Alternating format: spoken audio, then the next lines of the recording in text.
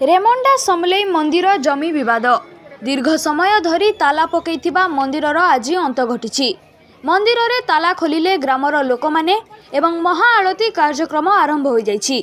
आज वर्षर प्रथम दिन में बरगढ़ जिला भेड़ेन ब्लॉक रेमंडा समलेई मंदिर जमी विवाद को नहीं मंदिर रे ताला पड़िबा घटना नूतन वर्ष 2024 को दृष्टि रे रखी ग्रामर साधारण लोकंकु नहीं अंतिम दिवस रे 1 डिसेम्बर 31 संध्या समय रे साधारण लोकंकु नहीं एक सभा अनुष्ठित होइतिला। उक्त सभारे भेड़ेन अतिरिक्त तहसीलदार और थानार स्टाफ प्रशासनिक भाव में जोग देइथिले।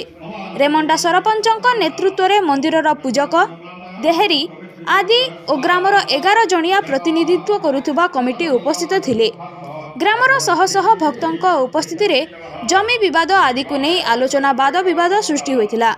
अंतिम पर्याय रे भी कौनसी फलाफल न हेबारु शेषरे ग्रामर लोक माने उत्क्षिप्त होई मंदिर गेट रे पकाइथिबा ताला को फोपाड़ी फिंगी देइथिले। दीर्घ दिन अपूजारे रहिथिबा मंदिर को सरपंच श्री बारिक सफा सुतरा करथिले। आज सकाळे मांको दर्शन पाई हजार हजार भक्तों समागम होइतिला एवं संध्यारे महाआरती कार्यक्रम अनुष्ठित होइतिला। संध्यारे शह शह लोक मांकर दर्शन लाभ करथिले। आमर चैनल को जदि सब्सक्राइब करि नाहंती ताकू सब्सक्राइब करि नियंतु एवं बेल आइकन को दबाई दियंतु ताहेले आमर सबु भिन्न भिन्न खबर आपण माने देखि पारिबे।